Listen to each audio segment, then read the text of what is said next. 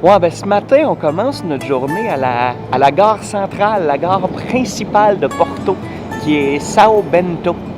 Et c'est définitivement une des plus belles gares que j'ai rarement vues. À date du début du 20e siècle. Puis à l'entrée de la gare, il y a des très beaux azulejos bleus et blancs. Je pense que c'est un peu art déco de style anglais. Et on voit les façades des maisons autour, ce qui est quand même très bien. Je me sens un peu comme dans Harry Potter, à la recherche de la porte qu'on rentre dans le mur. Là. Mais là, il n'y a pas de mur, puis j'essaierai pas de la prendre. Et là, on attend le train pour aller en direction de Braga. Ça va être une bonne journée. On a 2 ou 3 destinations à faire. Premièrement, Braga, ensuite Guimarães et peut-être Amarante, dépendamment à quel rythme on va. Mais là, je vous laisse parce que mon train va partir dans 5 minutes et ça partirait mal la journée de le manquer parce que je fais une vidéo. Ça serait aussi un peu stupide. À plus!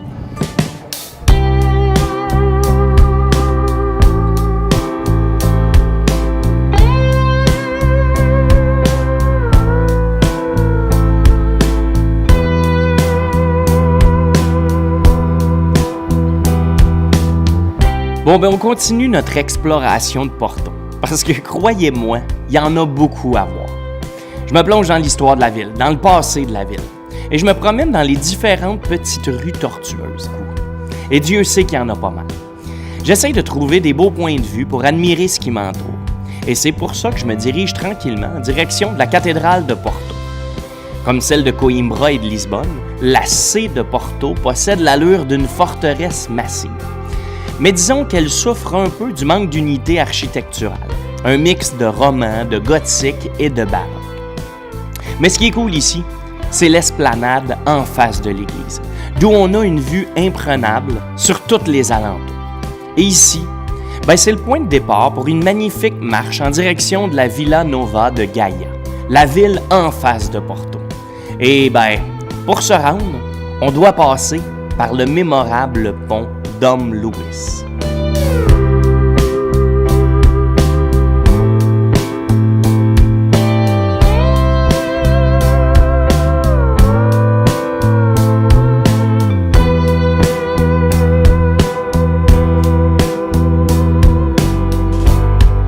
C'est malade. C'est malade. On est en train de traverser le pont pour se rendre de l'autre bord du Douro pour observer un magnifique coucher de soleil de l'autre côté. Ça va être très bien.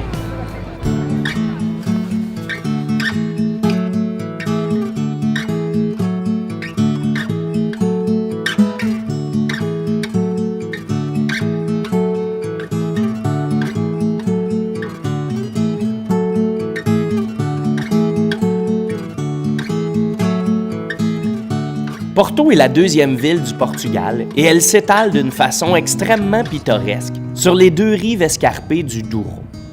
Et elle est magnifique à tout point. Pour ma part, disons que Porto reste un de mes coups de cœur, même un peu plus que Lisbonne à un certain point. Parce que quand on se retrouve face à la ville, avec une vue plongeante sur toute cette grandeur et ce charme, c'est juste trop cool. On y retrouve des quartiers fascinants, des architectures insolites et des gens accueillants et surtout des gens souriants.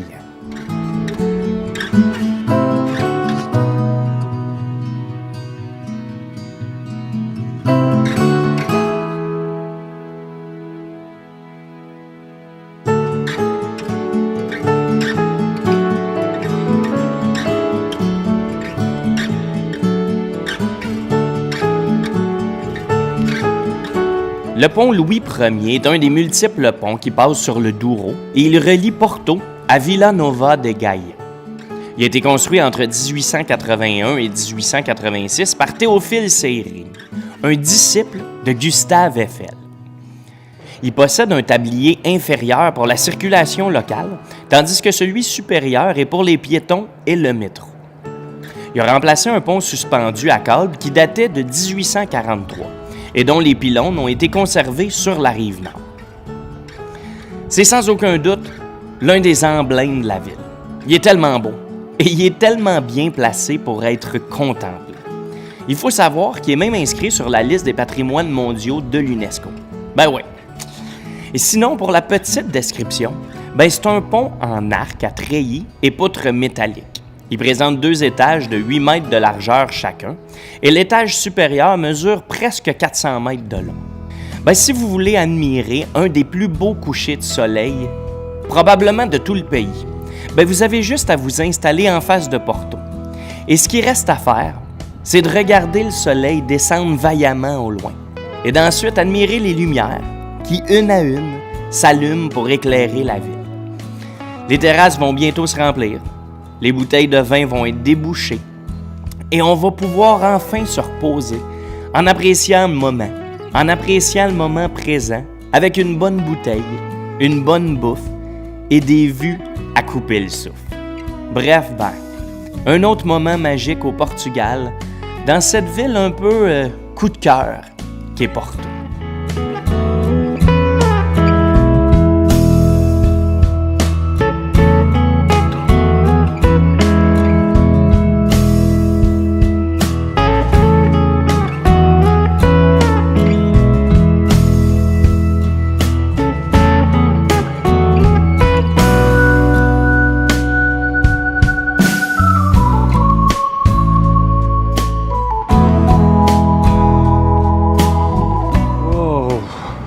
Wow! Sans joke, ça faisait longtemps que j'avais pas tripé comme ça ou... Vraiment, là, hostie que c'est beau, Porto. Le coucher de soleil de l'autre côté, ça n'a aucun bon sens. C'est beau!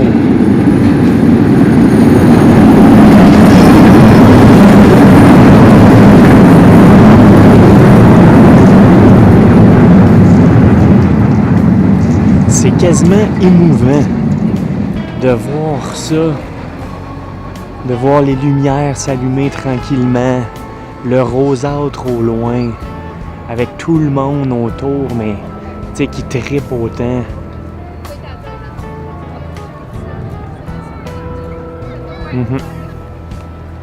Sur ce, j'ai absolument rien à rajouter. Ciao!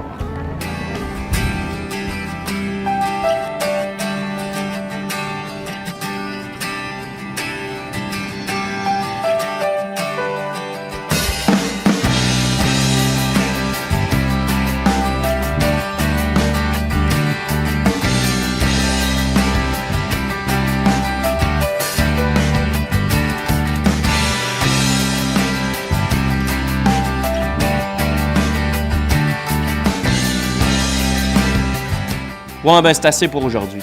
On s'en va relaxer, faire le tour des terrasses, prendre quelques bières, se reposer un peu. Puis, je vous invite à commenter, à liker, à partager, à vous abonner.